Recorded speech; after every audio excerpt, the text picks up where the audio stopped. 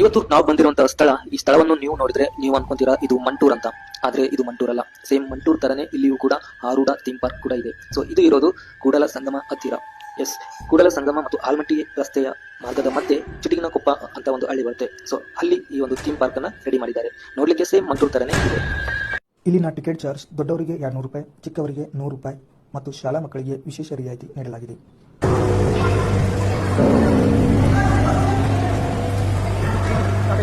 ಇಲ್ಲಿಯ ಭೂತದ ಮನೆ ತುಂಬಾ ಭಯಂಕರವಾಗಿದೆ.